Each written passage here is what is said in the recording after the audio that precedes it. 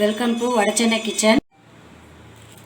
இப்போது சென்னாக்குனியை வச்சு நான் ஒரு பொரியல் பண்ண போகிறேன். சென்னாக்குனியும் கோஸும் வச்சு ஒரு பொரியல் பண்ண போகிறேன். சென்னாக்குனி இதை மாதிரி குட்டி எறாவை தான் சென்னாக்குனின்னு சொல்லுவோம். இதை நல்லா காய வச்சு கடையிலே விற்கும். இந்த மாதிரி காஞ்ச சென்னாக்குனின்னு கேட்டால் கிடைக்கும் கடையிலேயே. நாங்கள் இதை வீட்லேயே இதை சுத்தம் பண்ணி காய வச்சு வச்சுருக்கோம். இது கடையில் கேட்டாலும் கிடைக்கும். இதை இப்போ இது கோஸு கூட போட்டு பொரியல் பண்ண போகிறோம். இது குட்டி எறாவை தான் நம்ம சென்னாக்குனின்னு சொல்லுவாங்க. அதுதான் இப்போ அது கூட பொரியல் பண்ணிங்கன்னா, கோஸு கூட போட்டு பொரியல் பண்ணிங்கன்னா ரொம்ப நல்லாயிருக்கும். இது எப்படி பண்ணுறதுன்னு காட்டுறேன். ஸ்டவ்வில் கடாயை வச்சுட்டேன். எண்ணெய் ஊற்றிக்கலாம். கடாய் காஞ்சிடுச்சு, எண்ணெய் ஊற்றிக்கலாம்.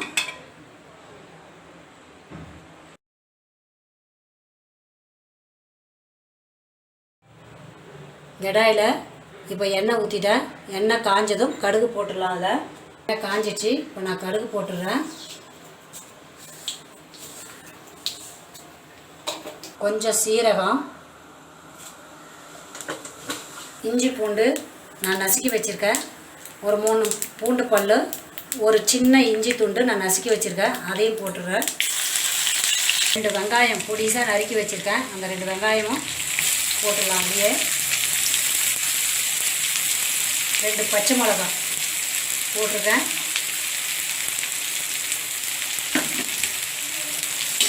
இது நல்லா வதங்கணும். இது கூட கொஞ்சம் மஞ்சத்தூள் போட்டுக்கோங்க.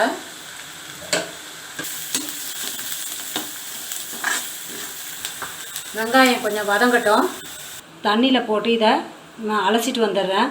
அலசிட்டு வந்தால் தான் அதில் இருக்கிற மண் இருந்தால் கூட அதில் தங்கிடும். மேலே இருக்கிற நம்ம அந்த குட்டி குட்டி எறாவை மட்டும் அப்படியே எடுத்துடலாம். இப்போ அலசிட்டு நான் காட்டுறேன்.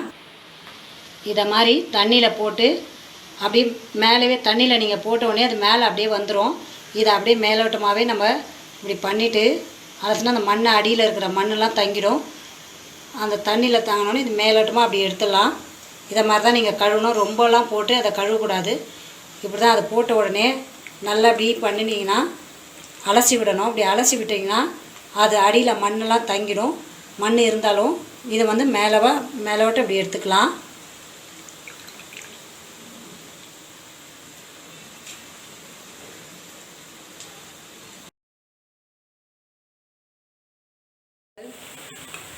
ஒரு ஸ்பூன் மிளகாத்தூள் போட்டுக்கலாம் அதில்.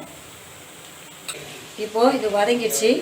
இப்போ நம்ம சென்னாக்குனியை நம்ம அலசி வச்சுருக்கோம் சுத்தமாக கழுவிட்டு. அதை எடுத்து இப்போ நான் போட்டுடுறேன். அதில்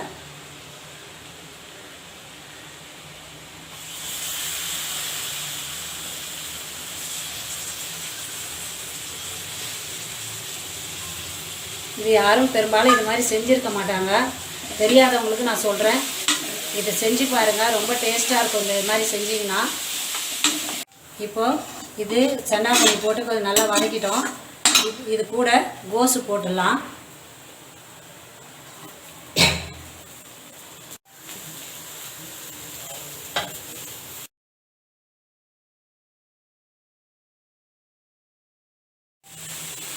கொஞ்சம் கருவேப்பிலை போட்டுக்கிறேன். உப்பு போட்டுக்கிறேன். இதுக்கு தேவையான உப்பு போட்டுட்டு கொஞ்சம் தண்ணி லைட்டாக தெளித்தா போதும். கோஸுக்கு நம்ம எப்படி தண்ணி அவ்வளோ தெளிக்க மாட்டோம், கொஞ்சம் தெளித்தா போதும். தட்டு போட்டு கொஞ்ச நாள் மூடி வச்சிடலாம். இப்போது எடுத்து பார்க்குறேன். இந்த மாதிரி நல்லா கோஸு இந்த மாதிரி நல்லா ஒரு 2 நிமிஷத்துலேயே இது நல்லா வதங்கிடும். கோஸு ரொம்ப நாள் வேக வைக்கக்கூடாது, கொஞ்ச நேரத்துலேயே இது வதங்கிடும்.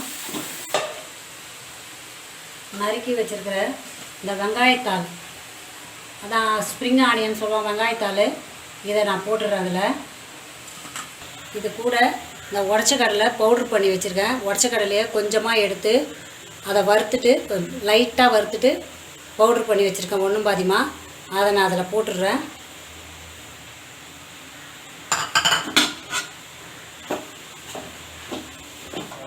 நம்ம இதில் தேங்காய் போட்டால் அவ்வளோ நல்லா இருக்காது.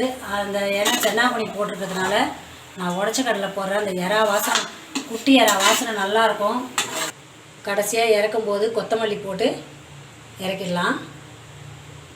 சென்னாக்குனி கோஸு பொரியல் ரெடி ஆகிடுச்சு. நீங்களும் இதை மாதிரி செஞ்சு பாருங்கள். இது செய்யும் போதே நல்லா வாசனையாக இருக்கும். நல்லா நான்வெஜ் சாப்பிட்றதுக்கு எதில் சேர்ந்தாலும் நான்வெஜ் சேர்த்து சாப்பிடும்போது ஒரு டேஸ்ட்டாக இருக்கும். இது எல்லா சைட் டிஷ்ஷும் தொட்டுக்கலாம். இது நீங்களே இது மாதிரி செஞ்சு பார்த்துட்டு எனக்கு கமெண்ட் பண்ணுங்கள், சப்ஸ்கிரைப் பண்ணுங்கள், லைக் பண்ணுங்கள்.